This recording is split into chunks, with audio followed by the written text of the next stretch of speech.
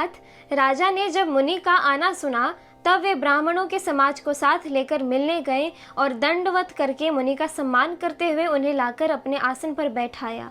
चरणों को धोकर बहुत पूजा की और कहा, मेरे समान धन्य आज दूसरा कोई नहीं है। फिर अनेक प्रकार के भोजन करवाए, जिससे श्रेष्ठ मुनि ने अपने हृदय में बहुत ही हर्ष प्राप्त किया।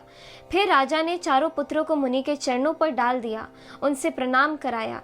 श्री रामचंद्र जी को देखकर मुनि अपनी देह की सुधि भूल गए। वे श्री रामचंद्र जी के मुख की शोभा देखते ही ऐसे मग्न हो गए मानो चकोर पूर्ण चंद्रमा को देखकर लुभा गया हो।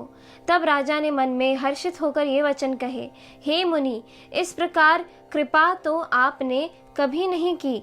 आज किस कारण से आपका शुभागमन हुआ, कहिए, मैं उसे पूरा करने में देर नहीं लगाऊंगा। मुनि ने कहा, हे राजन, राक्षसों के समूह मुझे बहुत सताते हैं, इसीलिए मैं तुमसे कुछ मांगने आया हूँ।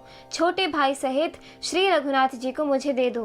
राक्षसों के मारे जाने पर मैं सनाथ यानी सुरक्षित हो जाऊंगा। हे राजन, प्रसन्न मन से इनको दो, मोह और अज्ञान को छोड़ दो। हे स्वामी, इससे तुमको धर्म और सुयश की प्राप्ति होगी और इनका परम कल्याण होगा। इस अत्यंत अप्रिय वाणी को सुनकर राजा का हृदय कांप उठा और उनके मुख की कांति फीकी पड़ गई। उन्होंने कहा, हे ब्राह्मण, मैंने चौथे पन में 4 पुत्र पाया है, आपने विचार कर बात नहीं कही। हे मुनि, आप पृथ्वी, गौ, धन और खजाना मांग लीजिए, मैं आज बड़े हर्ष के साथ अपना सर्वस्व दे दूंगा। देह और प्राण से अधिक प्यारा कुछ भी नहीं होता, मैं उसे भी एक पल में दे दूंगा। सभी पुत्र मुझे प्राणों के समान प्यारे हैं, उनमें भी हे प्रभु, राम को तो किसी प्रकार भी देते नहीं बनता। कहाँ अत्यंत डरावने और क्रूर राक्षस और कहाँ परम किशोर अवस्था के बिल्कुल सुकुमार मेरे सुंदर पुत्र। प्रेम रस में सनी हुई राजा की वाणी सुनकर ज्ञानी मुनि विश्वामित्र जी ने हृदय में बड़ा हर्ष माना।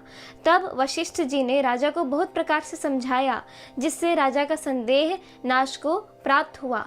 राजा ने बड़े ही आदर से दोनों पुत्रों को बुलाया और हृदय से लगाकर बहुत प्रकार से उन्हें शिक्षा दी।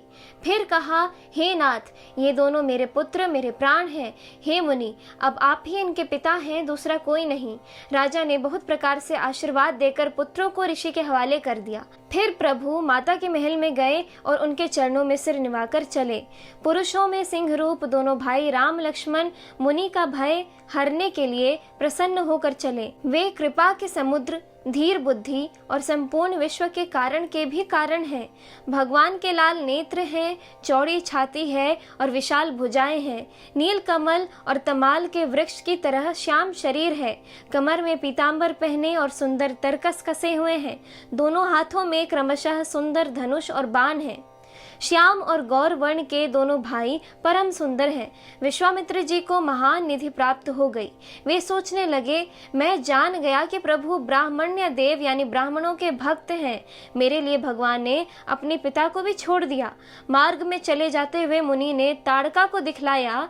शब्द सुनते ही वह क्रोध करके दौड़ी। श्री राम जी ने एक ही बाण से उसके प्राण हर लिए और दीन जानकर उसको निज पद यानी अपना दिव्य स्वरूप दिया। तब ऋषि विश्वामित्र ने प्रभु को मन में विद्या का भंडार समझते हुए लीला को पूर्ण करने के लिए ऐसी विद्या दी जिससे भूख प्यास न लगे और शरीर में अतुलित बल और तेज का प्रकाश हो। सब अस्त्र शस्त्र समर्पण करके मुनि प्रभु श्री राम जी को अपने आश्रम में ले आए और उन्हें परम हितु जानकर भक्ति पूर्वक कंद, मूल और फल का भोजन कराया।